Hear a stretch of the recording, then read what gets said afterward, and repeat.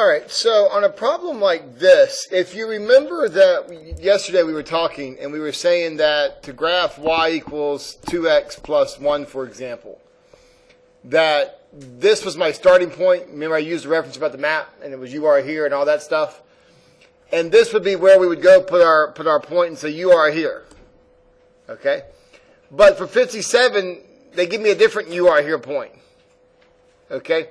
So for 57, it's no longer the x and y intercept that we're looking at, or the y intercept, for example.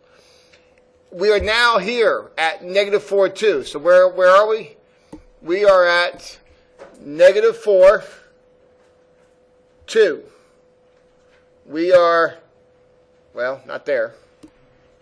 We are here. You see that? Now, from there, I'm going to have to start incrementing. I'm going to go up 1 over 2. Remember rise over run? So we're going to rise 1 and run 2. So up 1 over 2, and that'll be my next point. So here's my starting point. There's my next point. And with that, I should be able to draw a line, right? If everything had gone well, that'd be a line that didn't. I'm not exactly sure what that is. That not good.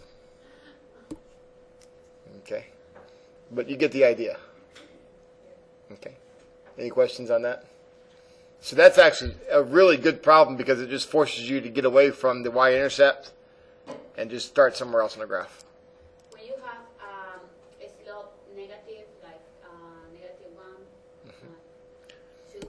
So let's suppose that we have the point 3, 5, and the slope is negative 2/3. Is that? Yes. How do we deal with the negative? No, I know how to do it, but my question is, if you ask it to draw the graph, no matter we go up or down. Great question. That don't have. Great question. You're in the lead for the best question, best answer today. After class, go buy yourself a cookie. Okay. So if we go to our new starting point, which is 3, 5. So if we go here, and this is my starting point, right? Now the question is, how do I move the slope? How do I go down 2 over 3? Well, your options are, you can go down 2,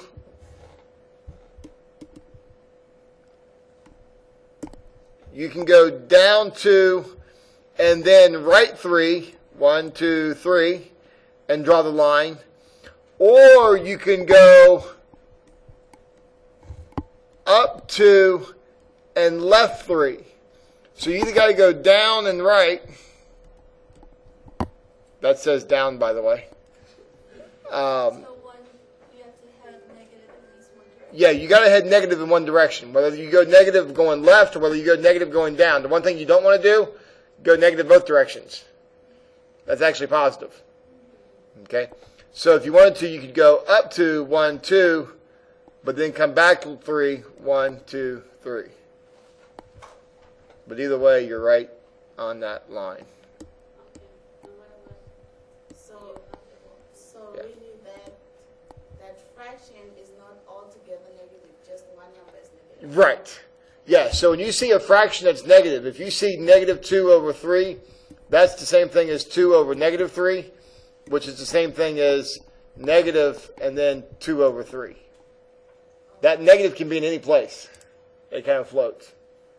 Okay? Great observations. Thank you. But if it was written negative, like the third way, you would still have to go only. Yeah, if it's written the third way, then you still have to apply it to one of those two numbers and move it.